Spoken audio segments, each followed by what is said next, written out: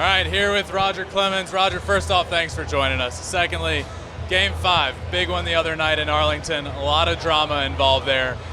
You're a pitcher yourself, obviously pitched in the playoffs. My question for you is, do you think there's any world in which Bryan Abreu in that situation, in the playoffs, season on the line, would intentionally hit a batter? Not in that situation. So, there's time where clean games up. I think when guys hit home runs, big home runs, they celebrate. Guys are used to it now. If you're talking late 80s, maybe something different would happen, but and it wouldn't happen in a playoff game like this. You'd clean that up next April or something like that if you have to clean up a game. But I understand somebody getting thrown out, but not suspended for the rest of the series or whatever. Did you ever intentionally hit a batter in the playoffs? I'll pass on that question. No. There's, like I said, in 24 years, there might have been 10, 12 games that I had to clean up a game. And what really sucks is when the guy before you that's pitching on your team was supposed to handle it and he didn't, and then it falls in your lap and you go out there and you don't do it with conviction and you give up like 5 runs, you get killed. So, that's kind of the ugly part of the game. But I pitched inside, and I pitched inside to make a 17-inch plate a 24-inch plate. Yeah. I didn't pitch inside to hit guys, even though you do. But then, like I said, go all the way back to your question, there were games that at this professional level that you did have to clean up. How would you handle, were you a guy, obviously there's different reasons you got to clean up a game.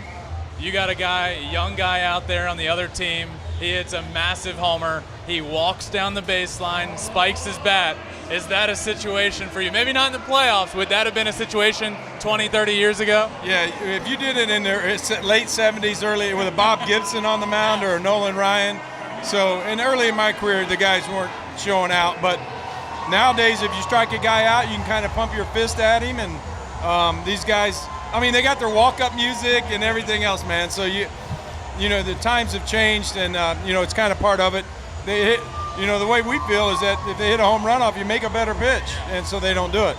Now, when we talked to Derek Jeter on our show, he told us one of the keys to the Yankees' success was keeping a core group of guys together. What kind of similarities have you seen between those Yankees teams and this Astros team? Yeah, the Astros, 7 years in a row, it's incredible for him to get to this point. They're playing well. I love their bullpen, starting pitching. JV's out there doing his thing. I know how he feels. When I watch close-ups of him pitch until I was 45, he can probably pitch till he's 45. His stuff's still good enough to do that, and so it's just a great atmosphere. And these guys are playing well. I was really hoping they would show up and walk out in their gray uniforms. So I'm with you. Just take the fine. I asked them to do that. I told the fans they should boo them too. Yeah, and boo them and show up with gray and take the fine, whatever they fine you. I also talked to Derek Jeter. One thing that stuck with me was when he said, you were such a competitor that even at the All-Star game, you wouldn't go up to the other hitters and become friends with those guys. Is that true? Well, some of it is, but they would all come up to me to sign crap, so we were signing a bunch of stuff. But no, I got that from my mother and my grandmother. My pops died when I was real young, and my mom worked 3 jobs. My grandmother, she was tough as nails. And, my granny said one made it famous. She said, son, if you're going to be a ditch digger, be the best damn ditch digger in the country. And my mom, she worked her butt off so I could have a sweet pair of brand new cleats and a red glove, thought we were rich. But you always, whatever team you represent, whatever city you're representing, you took a lot of pride in. Absolutely. So I was obviously real serious when I was out there. You see me behind the glove doing my thing. But off the field, totally different deal. Roger, thank you so much for joining us. I really appreciate it. Thank you so much. That was awesome. You got it. Thank you. Hook 'em, baby.